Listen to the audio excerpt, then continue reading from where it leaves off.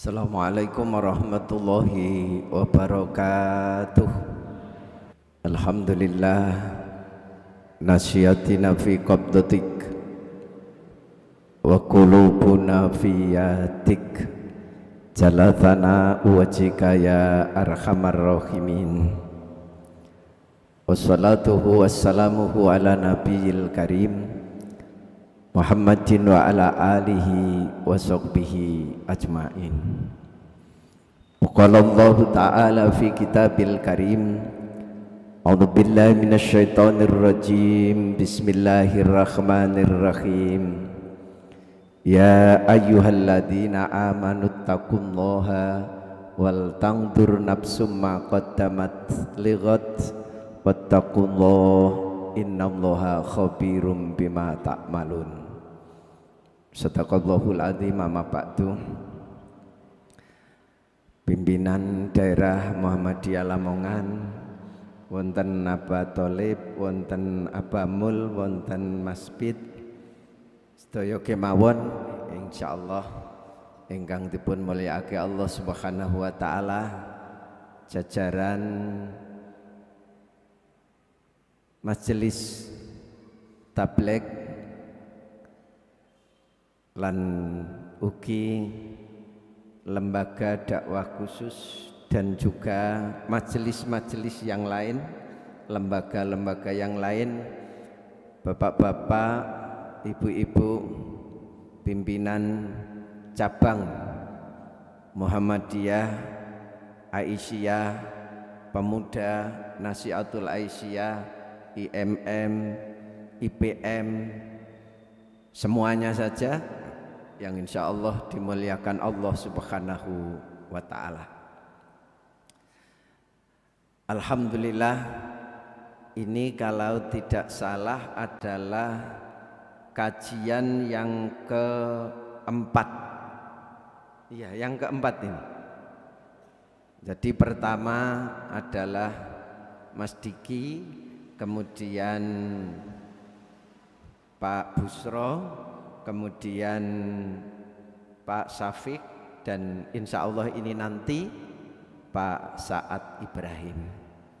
Nah, insya Allah beliaunya di tengah-tengah perjalanan. Bapak-bapak, saudara sekalian, hadir di sini ini kira-kira bahagia apa susah? Betul, bahagia. Apa yang menjadi bahagia?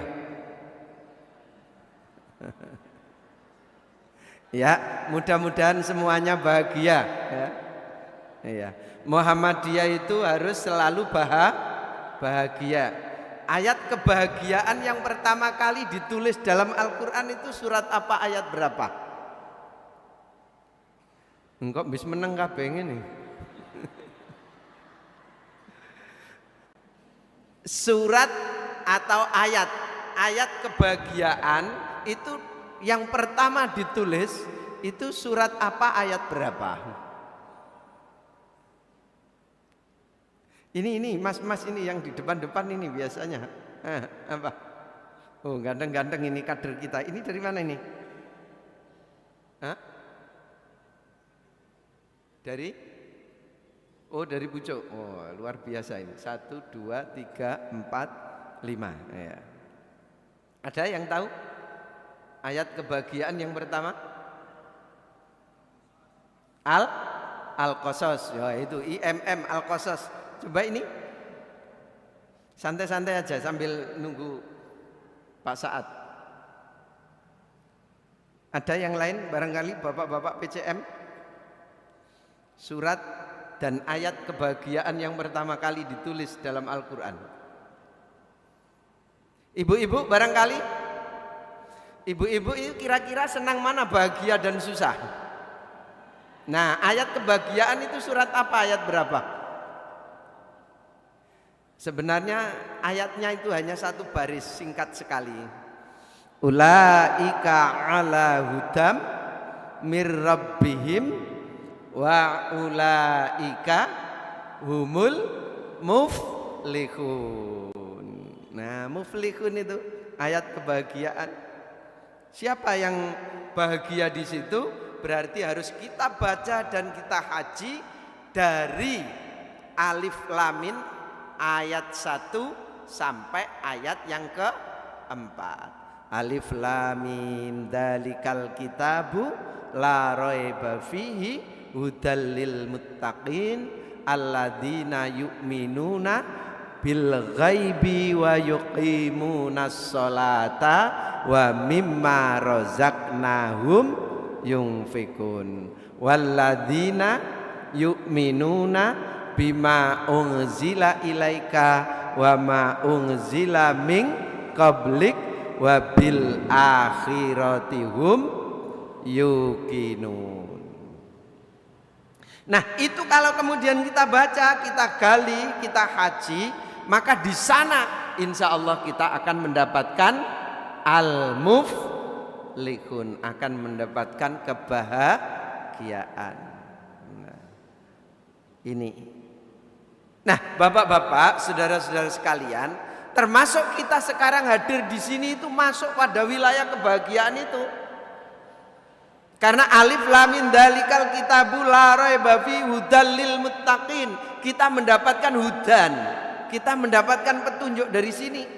Hadir kita di sini ini berarti kita secara tidak langsung membuka jalan kita menuju surganya Allah Subhanahu wa ta'ala. Maka kemudian kita tengok lagi ayat berikutnya, kelipatan 5, kelipatan 5, kelipatan 5, berarti surat ayat berapa? Ya. Kalau 5 kelipatan, kelipatan 5, kelipatan 5, kelipatan 5, kelipatan 5, berarti ayat yang nomor berapa lagi kemudian ada kabar gembira lagi dengan surganya Allah. Maka kemudian ada wabasyiril ladzina amanu wa amilus solihati annalahum jannah. Itu jadi kelipatan 5 ternyata. Jadi hadir kita semuanya di sini adalah kita insya Allah akan menjemput surganya Allah Subhanahu wa ta'ala. Dan mungkin bapak-bapak saudara sekalian sekarang agak rame ya di media massa, di HP sampean ya, di chat-chat sampean itu rame bahwa ada wonten apa? Rame-rame sing sakniki wonten apa? Rame-rame sing viral sakniki niku. Musik. Kira-kira sing teko iki seneng musik napa mboten? Musik rame niki, musik rame gitu. Tapi biasa-biasa mawon lah gitu, biasa. Dari cecaran-cecaran di sini itu kita ambil pelajaran saja, kita tetap bahagia saja, kita tetap membawa wabasyiril ladzina amanu, kita tetap membawa ulaika ala hudam mir rabbihim wa ulaika humul muflihun, tetap kita bawa. Karena ini yang dimaksud adalah orang-orang yang beriman itu. Orang-orang yang beriman itu. Cercaan Muhammadiyah itu tidak sekarang saja dikatakan kafir, itu sejak Kiai Haji Ahmad Dahlan.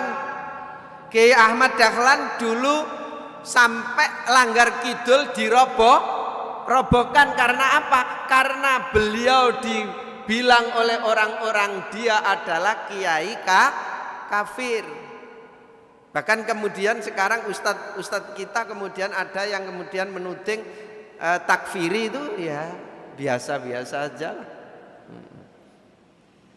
Karena apa? Ini adalah sebagai cobaan itu juga.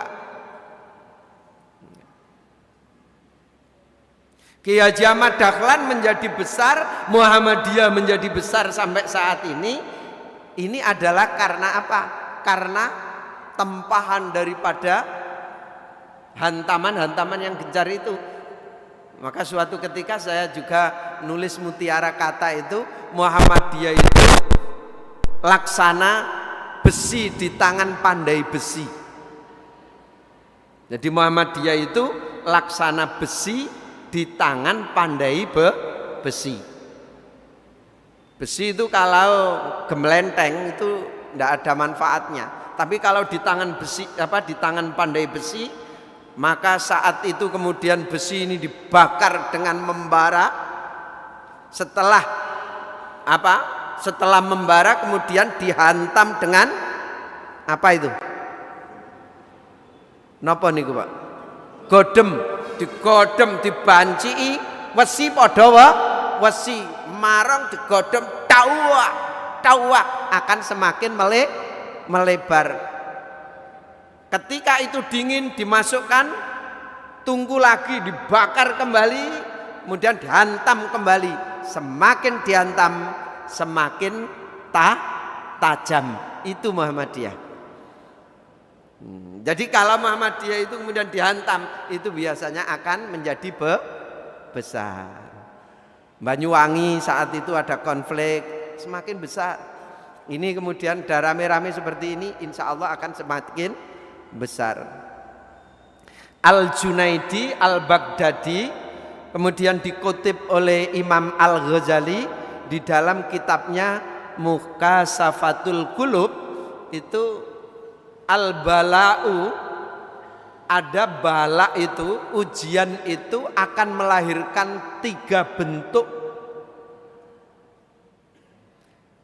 Al-bala'u syirajul mu'minin. Orang-orang mukmin itu kalau dihantam, semakin dihantam, dia itu akan semakin memiliki pencerahan. Sirajul mu'minin, sirajul arifin. Jadi Muhammadiyah ini ketika dihantam, insya Allah akan semakin mencerahkan.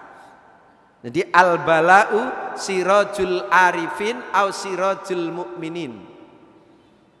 Jadi bala atau ujian atau hantaman itu akan melahirkan pencerahan, akan melahirkan lampu itu bisa nyala dengan cerah, padang itu karena gelap.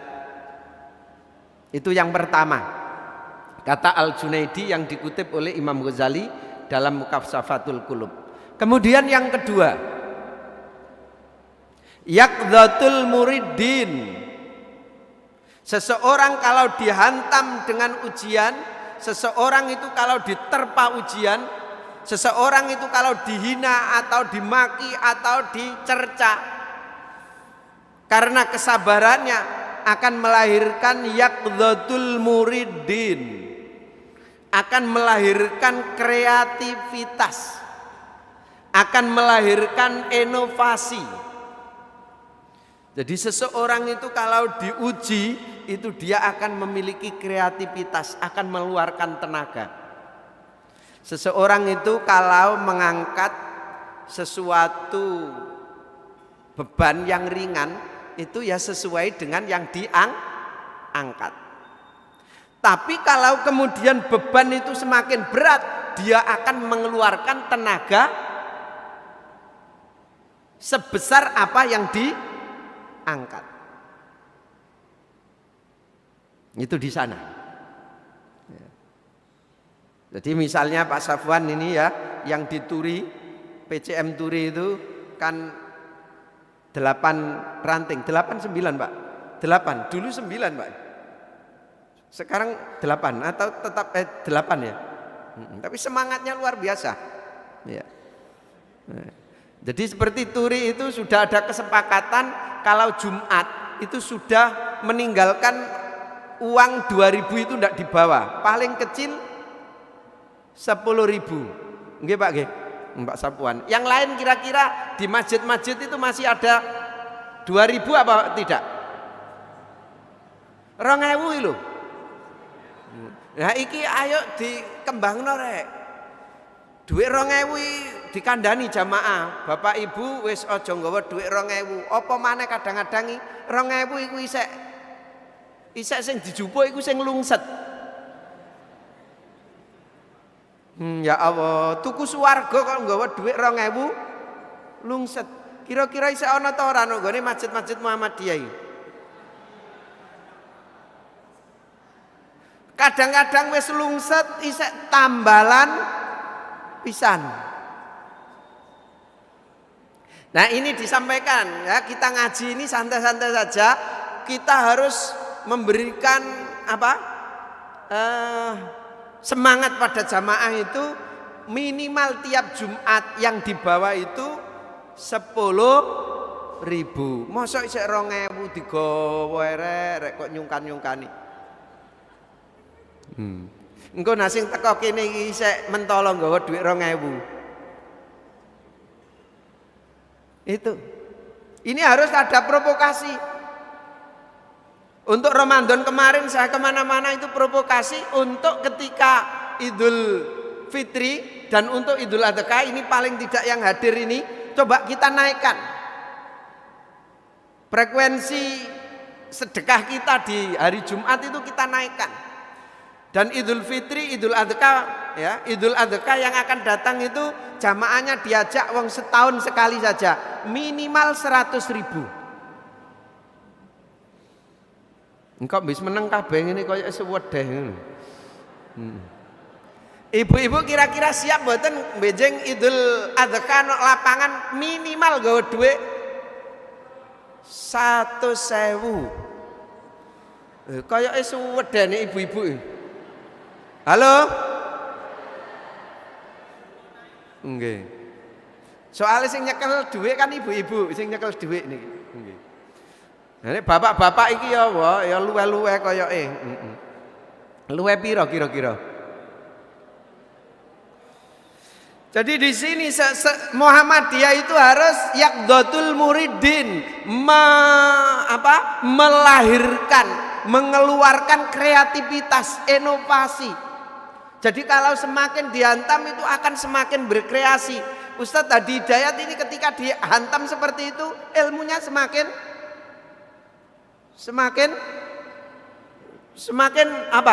muncul. Ya. Ini. Ya. Ya. Tapi biasa-biasa saja, tidak usah ditanggapi dengan dengan marah atau apa, tetap ditanggapi dengan intelektual.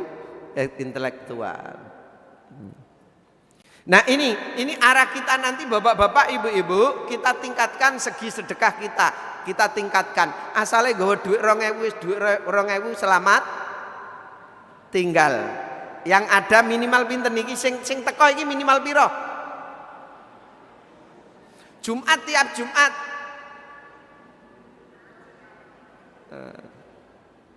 Terus ini pengajian PCM ya, pengajian PCM.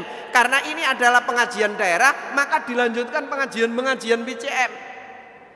Nah, pengajian PCM itu paling tidak juga harus membawa sangu. Mosok pengajian PCM biasanya kan ada kotaan ngeten to, didarno. Niku biasanya bapak-bapak, ibu-ibu sing dicemplungno nang kono iku dhuwit pira?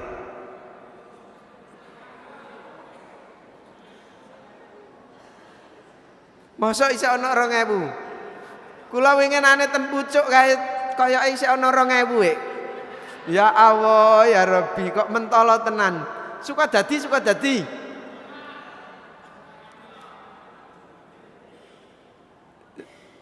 Suka dadi ana pira Pak Yahya?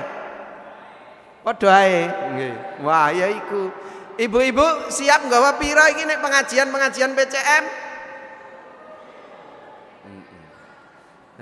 Jadi 2.000 ditinggal minimal ya 5.000, syukur-syukur sak ndure 5.000.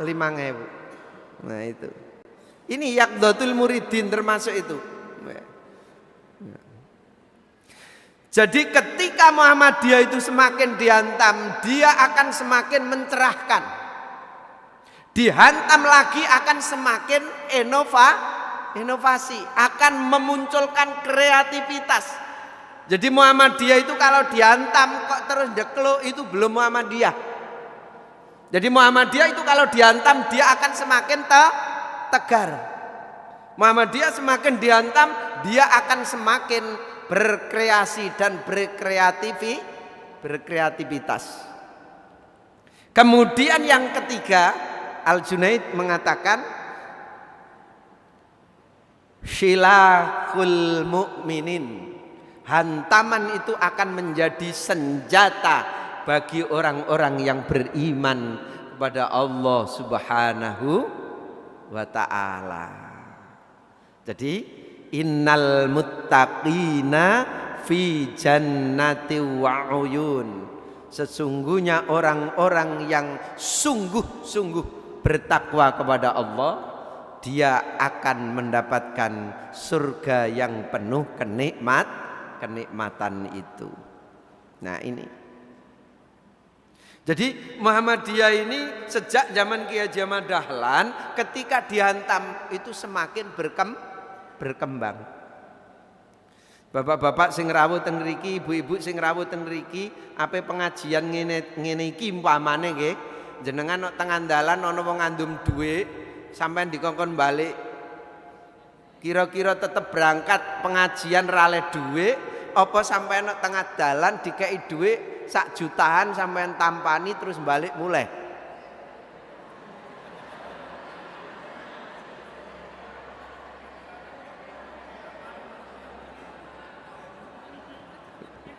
Delok guyune iki Pak Alifin kayake kok ditampani duwike terus balik mulai kayake. Pak Munir monggo. Pak Jalil monggo Pak. Nggih. Ibu-ibu barangkali ibu-ibu pripun nek bapak-bapake mboten ditampani Bu, nek jenengan pripun Bu? Piye Pak jarene Pak? Ditampani budal jare. Biasanya sing repot niku ibu-ibu Pak dikandani aja nrimo dhuwit sing penting ngaji. Dhuwit ya telekane. Nggih. Nah, mohon maaf niku sebagai intermezzo kemawon. Jadi inilah kemudian harus menjadi Muhammadiyah yang sesungguhnya itu harus siap dihantam. Harus siap dimaki, harus siap direndahkan. Insya Allah kalau kemudian kita betul-betul Muhammadiyah sejati, karena Muhammadiyah adalah pengikut Nabi Muhammad sallallahu alaihi wasallam. Muhammad adalah nabi kita, yang adalah yaknis dia sebagai pengikut, maka Muhammadiyah adalah pengikut Nabi Muhammad sallallahu alaihi wasallam. Kalau Nabi Muhammad saja sering dihantam, sering macam-macam dengan orang-orang kafir Quraisy, maka pengikutnya pun kadang-kadang juga akan menerima ujian. Maka ketika mendapatkan hantaman itu, kita akan satu semakin mencerahkan. Yang kedua akan semakin kreativitas. Yang ketiga, ujian itu adalah senjata kita. Untuk apa senjata kita? Untuk memohon kepada Allah Subhanahu wa ta'ala. Karena ketika kita memohon kepada Allah Subhanahu wa ta'ala, insya Allah kita akan berdekat-dekatan dengan Allah. Ketika kita berdekat-dekatan dengan Allah, insya Allah apapun yang menjadi ud'uni astajib lakum, doa kita akan ditangkap oleh Allah. Makanya Nabi Ibrahim itu insya Allah sering dibuat doa oleh Bapak Ibu, Rabbij'alni muqimas shalah wa min dzurriyyati Rabbana wa taqabbal doa. Nah, diantaranya juga kita sebagai Muhammadiyah bagaimana ketika Muhammadiyah ini sudah menyatakan Al-Quran sebagai pedoman kita, termasuk sunnah mahbulah. Bagaimana sejauh mana kita kemudian berdekatan dengan Al-Quran, berdekatan dengan Al-Quran. Saya ingin bercerita enteng-entengan saja. Ya, ini bisa dibuka di Google sampean. Ya. Ada seorang penjual rujak. Ya, ini cerita enteng-entengan saja. Seorang penjual rujak ini pagi-pagi sudah berangkat. Ternyata di tengah perjalanan hujan mulai turun. Saat hujan ini turun, kemudian dia harus berteduh. Saat berteduh di depan toko ya, yang ditunggu oleh seorang ibu-ibu setengah baya. Maka saat itu kemudian ternyata hujan ini tidak kunjung reda. Saat itu kemudian si penjual rujak ini karena hujan tidak kunjung turun, maka penjual rujak ini mengambil tas kecilnya. Kemudian mengambil sesuatu dari tas yang diambil itu. Kira-kira tas yang diambil dan isi yang diambil itu apa kira-kira? Apa Pak? Yang diambil adalah Al-Quran. Masya Allah. Itu diperhatikan saja oleh si ibu yang menjaga toko itu tadi. Maka saat itu kemudian si penjual rujak ini kemudian membaca Al-Quran. Masya Allah, hal yang luar biasa.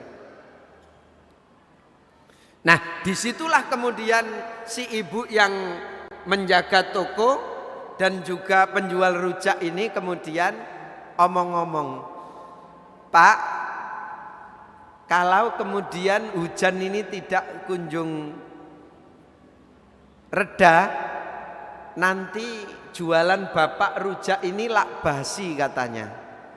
Insya Allah tidak ibu, berarti aku diberi rezeki oleh Allah di atas lakunya rujak saya ini. Loh kok bisa? Contohnya sekarang, begitu hujan turun maka aku diberi rezeki oleh Allah. Andaikan hujan ini tidak turun, maka aku cukup mendapatkan hasil dari rujak. Tapi ternyata hujan turun ini sehingga aku berhenti ya di toko ibu ini, kemudian aku membaca Al-Quran. Masya Allah. Nah sekarang kita tidak usah berat-berat membaca Al-Quran, membawa Al-Quran. Di HP kita ini saja ada Al-Quran. Cuman seringkah kita membuka Al-Quran daripada yang lain. Maka kemudian dialog terus.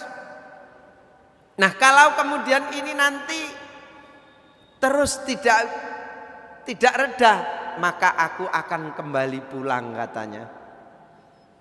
Nah berarti Allah memberikan rezeki itu tidak lakunya rujak saya ini ibu, tapi ketika aku pulang rujak ini aku bagikan keluarga dan kemudian aku bagikan tetangga, maka aku mendapatkan rezeki membaca Al-Quran dan juga aku bisa bersedekah dengan rujak dagangan saya.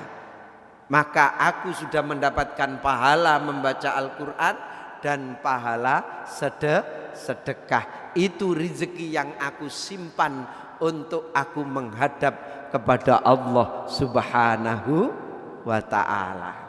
Masya Allah. Kira-kira yang hadir apa yang disimpan untuk menghadap pada Allah Subhanahu wa ta'ala?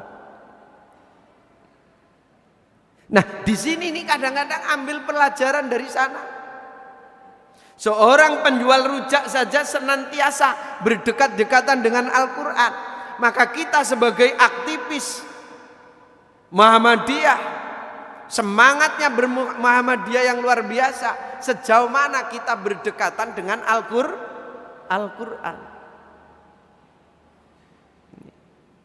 Paling tidak kalau kemudian kita berdekatan dengan Al-Quran itu, misalnya setelah subuh 2 lemper ya, 2 lemper. Karena apa? Kalau yang 15 baris itu berarti 1 juznya 10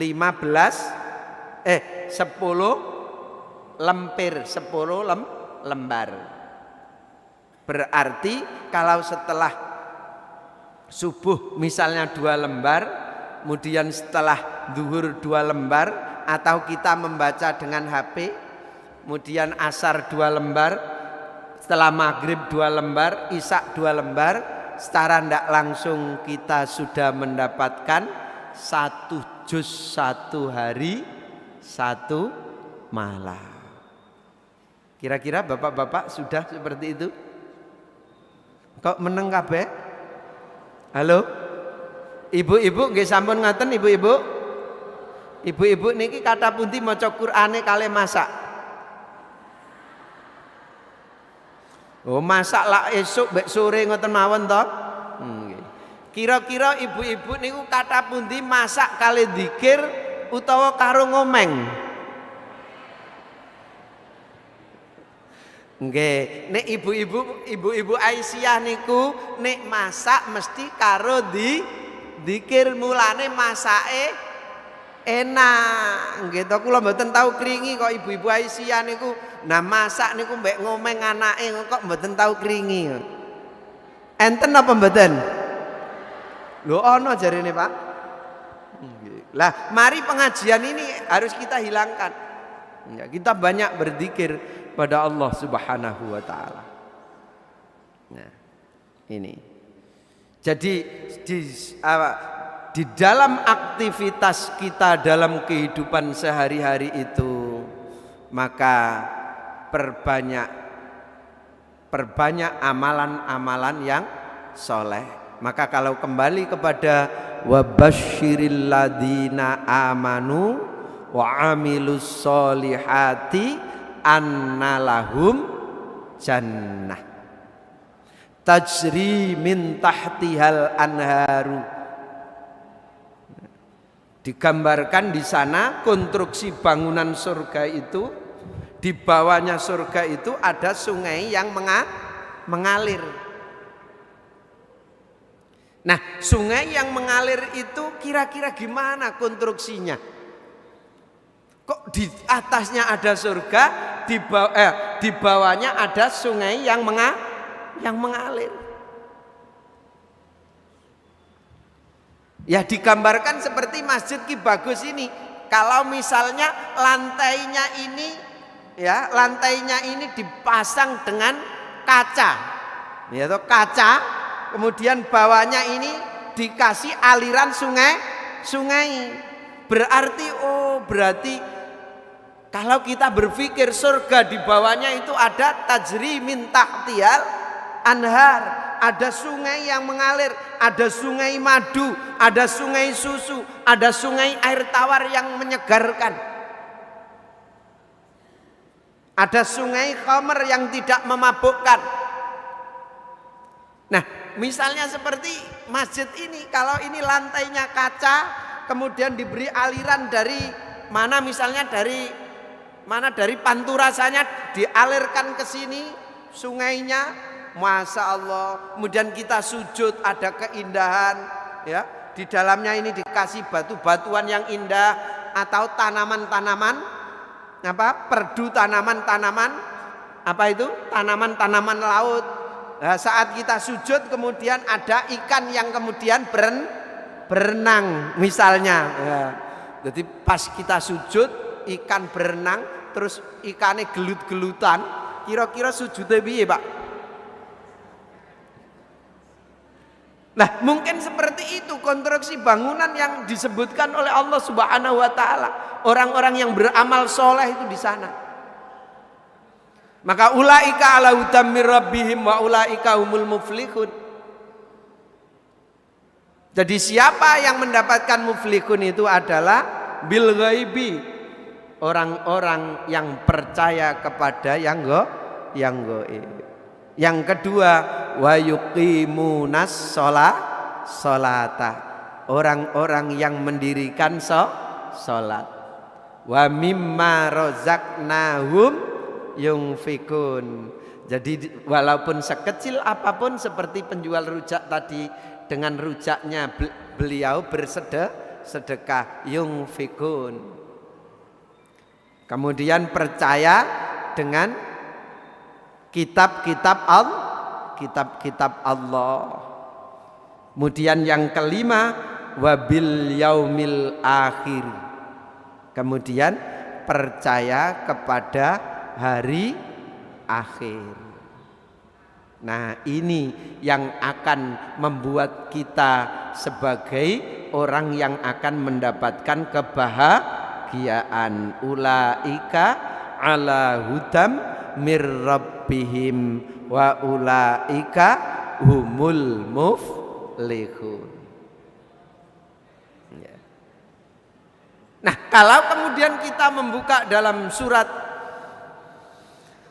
Fatir, ya, innal ladzina yatluna kitaballah wa aqamus shalah wa anfaqu mimma razaqnahum syirran wa alaniyah yarjuna tijaratan lan tabura. Ini berarti dari walladzina yu'minuna bima unzila ilaika. Innal ladzina yatluna kitaballah, sesungguhnya orang-orang yang membaca kitab Allah. Orang-orang yang membaca kitab Allah inilah orang-orang yang tidak akan rugi dalam kehidupannya. Bayangkan ketika kita membaca kitab Allah itu tadi, ya, ketika saat kita mengharapkan wa ulaika humul muflihun, maka diantaranya ini ada ini, walladzina yu'minuna bima unzila ilaika. Ketika kita banyak mengkaji Al-Quran, banyak mengkaji kitab, yang dimaksud adalah ad-dzikr. Innal ladzina yatluna kitaballah, orang-orang yang membaca kitab Allah. Bayangkan mereka dirugikan? Tidak. Karena apa? Insya Allah bapak-bapak, ibu-ibu yang hadir semuanya memahami bahwa membaca Al-Quran itu tidak dihitung satu huruf, tapi tidak dihitung satu ayat atau dua ayat atau satu lembarnya atau satu juz, tapi dihitung dari min kulli harfin asrun hasanatin.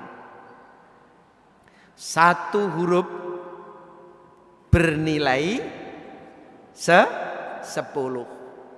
Berarti kalau kita membaca Bismillahirrahmanirrahim, berapa huruf itu? Ya, ini adik-adik berapa huruf? Bapak-bapak berapa huruf? Bismillahirrahmanirrahim. Pinten Pak? Pinten Pak Yahya? 19 huruf. Berarti kalau 10 mendapatkan 10 kebagusan, ya, berarti sudah mendapatkan berapa kita kalau membaca Bismillahirrahmanirrahim saja? Pinten ibu-ibu? 190. Itu kalau baru membaca Bismillahirrahmanirrahim. Kalau kemudian kita membaca Al-Fatihah,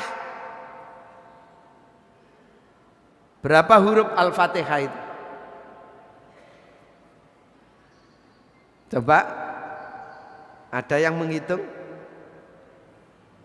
Pak Hakul pernah ngitung Pak Hakul? Al-Fatihah itu kalau saya yang menghitung 141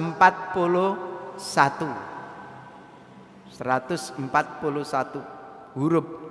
Berarti kalau kita dijamin 10 kebagusan, berarti kita kalau membaca Al-Fatihah mendapatkan kebagusan 1410. Nah, ketika kita sholat wajib berarti juga sehari semalam kita membaca 17 kali itu Al-Fatihahnya, belum suratnya. Sudah mendapatkan berapa? Kalau Al-Fatihah 1 kali 1410. Kalau kemudian membaca 17 kali, ya segitulah. Itu kalau kemudian hitung-hitungan. Ini yang dimaksud memberikan semangat kita ketika membaca Al-Quran itu. Maka mudah-mudahan nawwiru buyutakum an qiraatil Quran. Mudah-mudahan rumah-rumah kita ini senantiasa mendapatkan sinar dari Al-Quran. Ini. Kemudian membaca Al-Quran juga ada jaminan lain. Di samping 10 kebagusan, Iqra'ul Qur'ana fa innahu ya'ti yaumal qiyamati syafi'an li ashabi.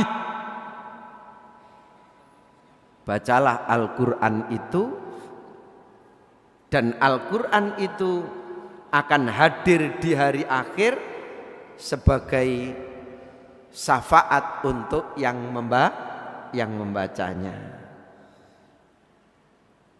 Iqra'ul Qur'ana fa innahu ya'ti yaumal qiyamati syafi'an li ashabi. Bacalah Al-Quran itu, maka Al-Quran itu akan memberi syafaat di hari akhir. Syafaat itu berarti kita akan mendapatkan pertolongan. Syafaat itu digambarkan ketika kita sedang kepanasan, maka kita akan mendapat aup-aupan. Alhamdulillah Pak Saad, alhamdulillah Pak Saad sampun rawuh. Nggih, alhamdulillah. Jadi mudah-mudahan dengan Al-Quran kita akan mendapatkan syafaat dari Allah, dari Rasulullah. Setelah itu kemudian mendirikan sholat kita juga. Kemudian juga yang keempat, sedekah. Mudah-mudahan semuanya itu akan mendapatkan pahala dari Allah Subhanahu wa taala. Mudah-mudahan apa yang kami sampaikan bermanfaat, karena Pak Saad sudah rawuh dan ini yang kita tunggu-tunggu. Mohon maaf segala kekurangan. Billahi taufik wal hidayah wa ridha wal inayah. Assalamualaikum warahmatullahi wabarakatuh.